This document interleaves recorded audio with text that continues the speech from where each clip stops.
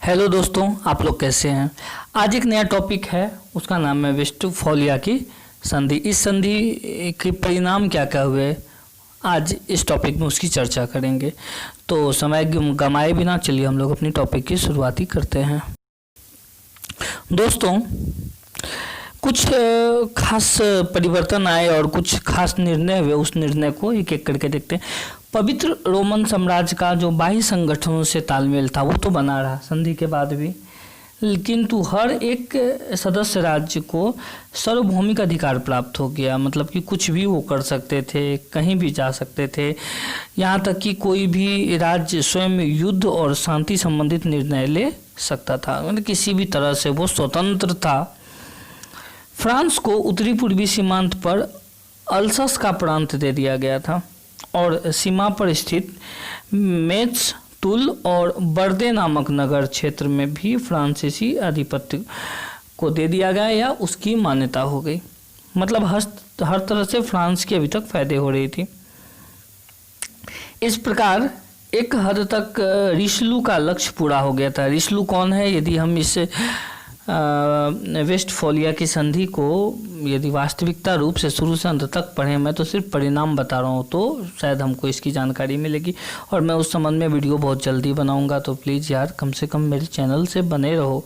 मैं सब्सक्राइब करने नहीं बोल रहा हूँ, मैं कमेंट करने नहीं बोल रहा हूँ, लेकिन बस ऐसा कुछ करो जो मेरा वीडियो आप तक जा सके। यदि कोई ऑप्शन हो तो प्लीज़ सजेस्ट में। अब एक और बात है कि दक्षिण बाल्टिक तट पर स्वीडन का अधिकार स्थापित हो गया इस संधि के बाद, और पोमेरेनिया का एक हिस्सा था जिसका एल्ब और वेजर नदी का जो तट, ये भी स्वीडन का हो गया था। फ्रांस और स्वीडन जर्मन डायट के नए सदस्य बन गए। अब जर्मन सदस्यों के विषय में उसकी भूमिका निर्णायक बन गई थी। सब इस संधि के बाद हुआ था। ब्रैंड वर्ग का विस्तार भी इसी संधि के दौरान हुआ था। पैलिटिनेट राज्य जहां युद्ध का प्रारंभ हुआ था, विभाजित किया गया था। उस एरिया को ही विभाजित कर दिया गया था, दो भागों में बांट दिया गया था।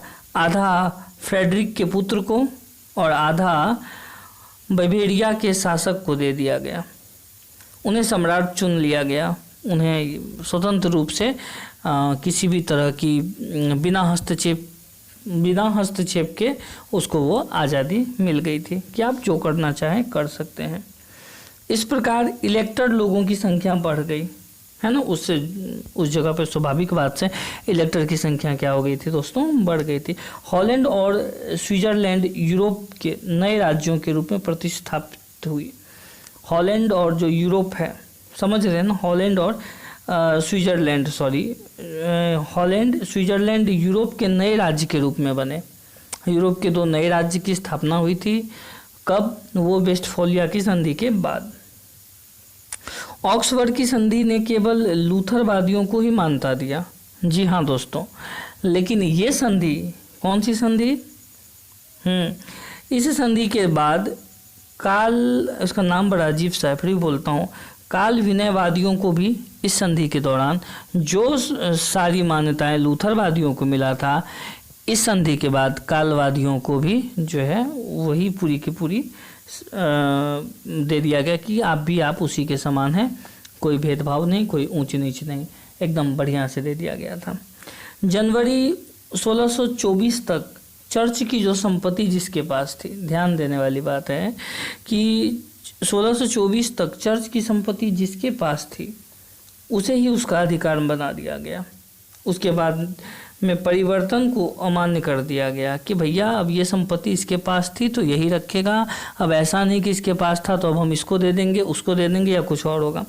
पवित्र रोमन साम्राज्य की अदालतों में जहाँ धर्म संबंधित फैसले होते थे, अब जो है इस संधि के बाद कैथोलिक और प्रोटेस्टेंट जजों की संख्या बराबर हो गई। दोनों की संख्या बराबर हो गई है। तो दोस्तों, ये कुछ पॉइंट थे जो आपको जानना जरूरी है। दोस्तों, मैं आपको पहले भी बता चुका हूँ, मैं विश्व इतिहास की सीरीज तैयार कर रहा हूँ और इसमें दीनानाथ वर्मा की पुस्तक विश्व इतिहास का सर्वेक्षण जो है बहुत ही महत्वपूर्ण भूमिका निभाया है।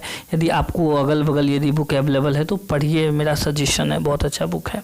धन्यवाद और मेरे वीडियो के साथ आप बने रहें, यही मेरी आशा है आपसे।